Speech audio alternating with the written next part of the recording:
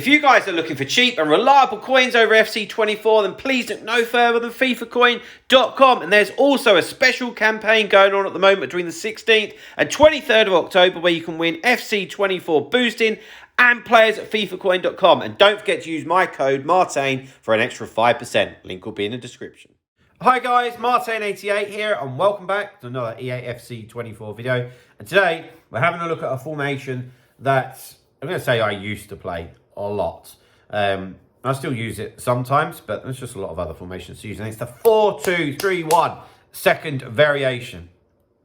So for me, this is as solid as it comes. And actually, this could even be the kind of formation that you would switch to if you was in front and you wanted to be a little bit more solid for the last half an hour, 20 minutes, that type of thing. So let's go through it, have a little look and just have a chat about it and see how it works. So defensive style, very much balanced. It's always like that anyway, but certainly in this formation, when you're defending, you're tight and you're compact. So I used to play 4-2-3-1 all the time, like religiously, just all the time. And I would have this set up as well if I felt like just I needed extras, defensive support. If I felt that actually the guy wasn't that great defensively and I'd be able to eke some chances out, but I was struggling against his attack, I would switch to this as an example. So definitely a lot of use for it.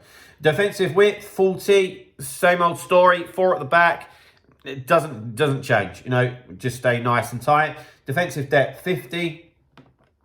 Build-up play, balanced. Chance creation, direct passing. I think some people might even consider possession.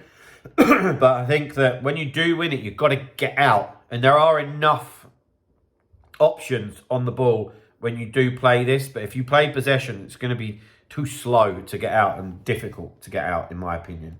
Offensive width, 50. Players into the box, 6. Corners and free kicks are both on 2 each. Obviously, with corners and free kicks, just be aware that the higher that you put them, the more chance you've got of obviously getting caught on the counter-attack. So the player instructions, this is more where things really start to hot up. But guys, before we do that, I did just want to remind you all about the coaching services that I offer. The uptake has been absolutely mental, and realistically, I've only got space for probably another 2 or 3 people. So if you are interested or you want to improve at the game, you want to improve at your rivals, your squad battles, or your foot champs, then please get in touch with me. My email address is martainfootball88@gmail.com, and we can have a little chat. Right. Back fours, all stay back while attacking. It would be very rare for me to not have the fullbacks on stay back.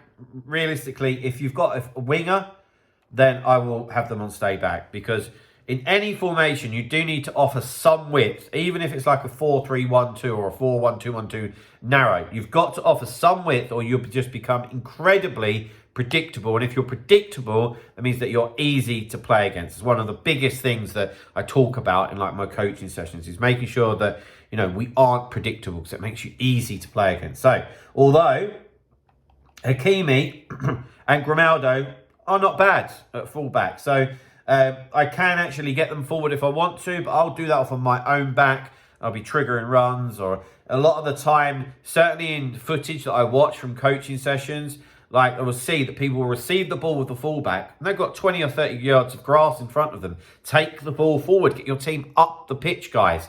Don't just get it with the fullback and ping it forward. There's no need.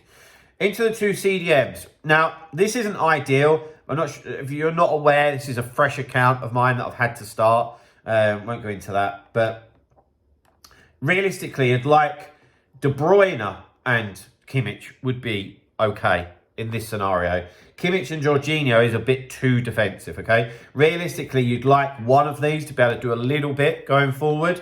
But that being said, I want both of them on stay back while attacking. One will cover centre. And this is obviously if De Bruyne was one of these, I would potentially have him on balanced attack, so he can just get involved in the attack a little bit, okay?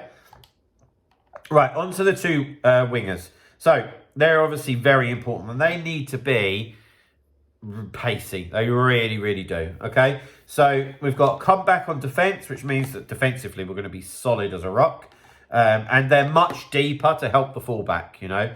So they're on comeback on defence, but then when we win it, they're on getting to the box for crosses, which means that they're just going to start running as soon as we've got it, which is what we need, and getting behind. So very quickly, they'll be offering us an out ball. Then at cam, where I've got De Bruyne, who, I mean, he'd be good at cam and at CDM, to be fair, but we can't have two of him. I've got him in stay forward. What I don't like is that if you do this or that, he will end up splitting the two CDMs, and I don't want that. You know, I want Jorginho and Kimmich to do the defending. Equally, then you don't have an out ball, okay? So I leave him on stay forward, and he'll still be in and around the team to offer you an option, but just not a million miles away, which sometimes the striker might be. And then the striker is just on stay forward. Hold your position. If you've got a real speedster, maybe put him on getting behind. But if not, just leave him on default. So guys, there we go. There's my 4-2-3-1 second variation. That has helped you in any way, then please drop a like on the video. Subscribe to the channel if you haven't already. And I'll see you guys very, very soon. See you later, guys. Bye-bye.